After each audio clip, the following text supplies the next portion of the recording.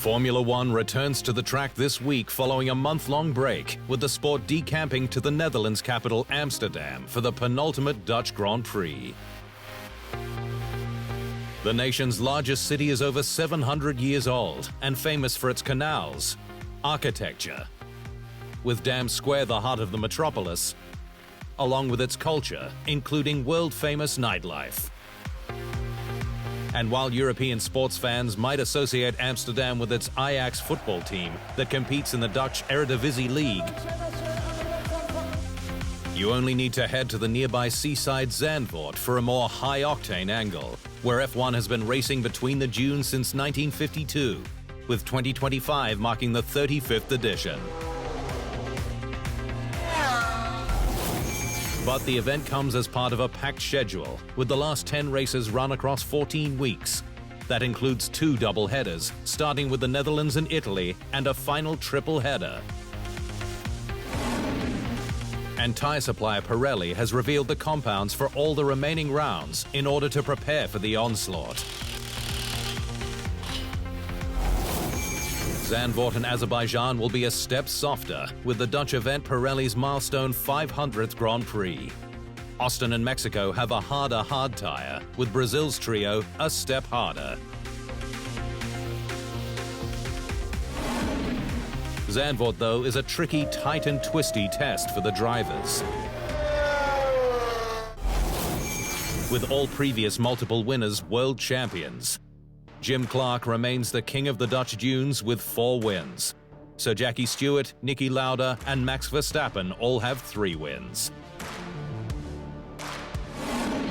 But all challengers will be hard-pressed to beat McLaren in 2025. With Lando Norris gunning for his 2nd straight Zandvoort win, and his 4th in the last 5 races after Austria, Silverstone and Hungary, one that would close the gap to teammate Oscar Piastri. With just 9 points between them after Budapest, and a win for either making a 7-point swing in the balance, assuming they finish 1-2 for the squad's 8th in 2025.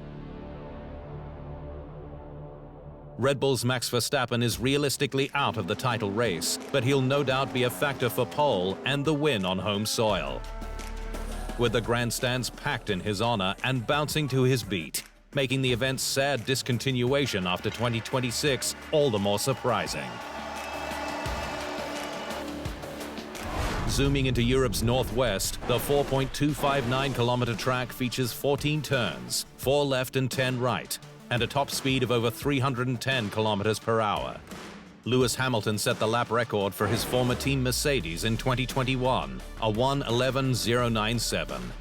Despite its tight and twisty nature, with little time for rest, there are 2 DRS activation zones, one between turns 10 and 11 and on the main pit straight, with detection points just before each. F1's sold-out seaside race, it's time for the Dutch Grand Prix.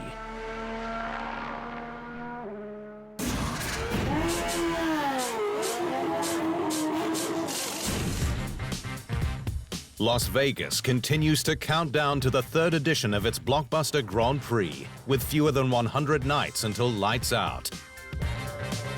The event hit the headlines earlier this year in June, when its race hosting deal was extended through to 2027, though it's expected to remain on the calendar well into the 2030s, if not indefinitely, as a high-profile American showcase of the pinnacle of motorsport.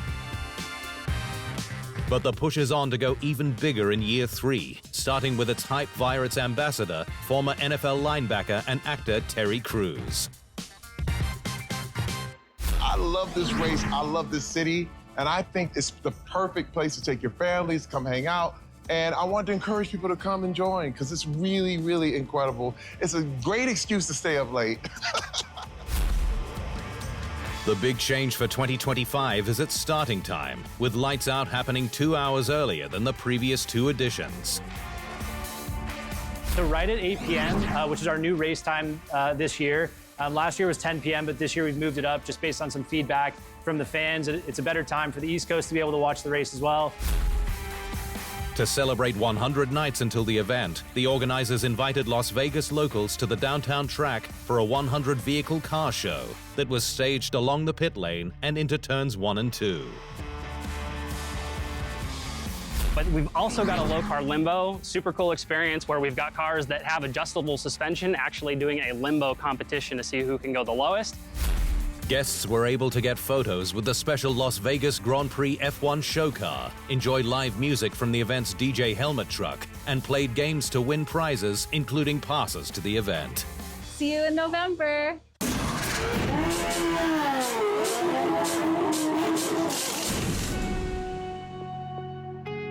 Mercedes arrived in Zandvoort optimistic, with the Silver Squad focused on leapfrogging Italian rival Ferrari in the constructors' standings for second place at season's end.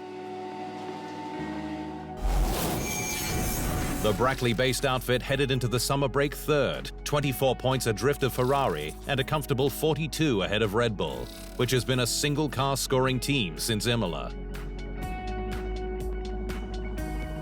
And it goes forward with renewed faith in the W16, having reverted to an older rear suspension spec from Hungary, though Mercedes continues to look at why its newer upgrade failed to deliver. Clearly, there's something that wasn't right. There's areas that the drivers said the car was definitely better with that suspension, but when it came to stability in the fast corners, some of the corners where they're having to carry a lot of speed on entry, that they didn't have confidence to push the car like they would like to.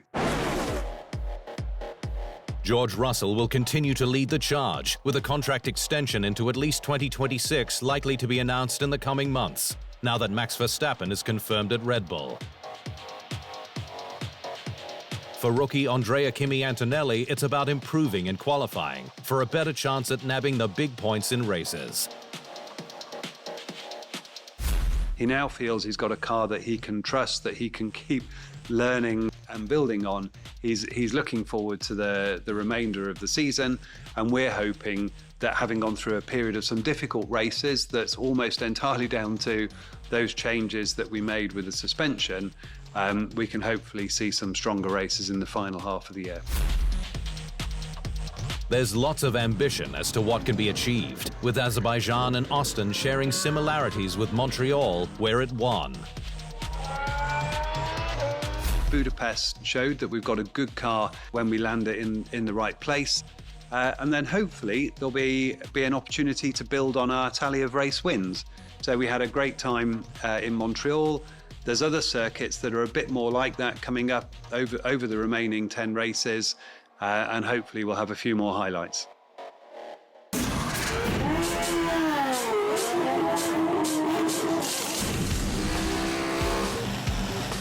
Red Bull is famous for its extreme stunts, whether that's an F1 car doing donuts on the helipad of Dubai's Burj Al Arab,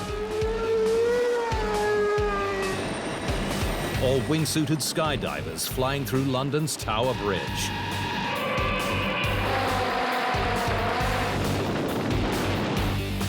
But the brand ramped things up over the summer break with 2 stunts, one in Germany, where freestyle motocross rider Luke Ackerman jumped moving trucks and cleared a 9-meter-high freeway barrier.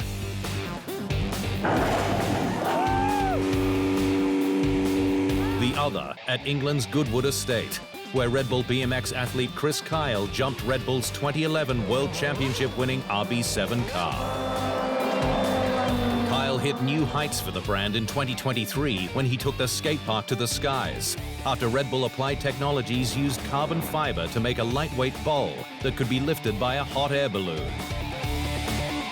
But he was back into action this year, though the high-tech this time was the car he was intending to jump and the calculations required to make it.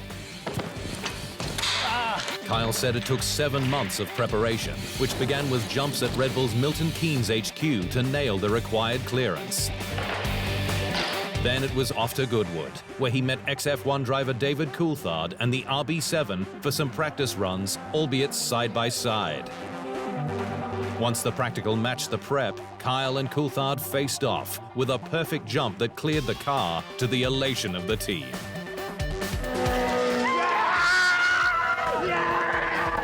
And while it looked like a simple stunt, Kyle says it was anything but.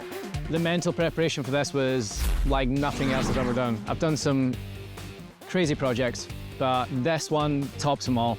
Like, your mind just tells you everything is wrong and it shouldn't be there.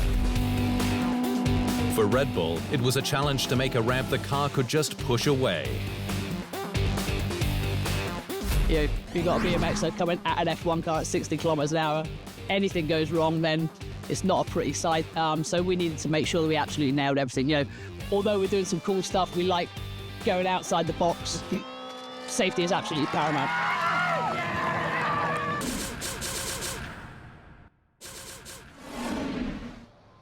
Thanks for watching. To stay up to speed on all things Formula One, make sure you hit the subscribe button.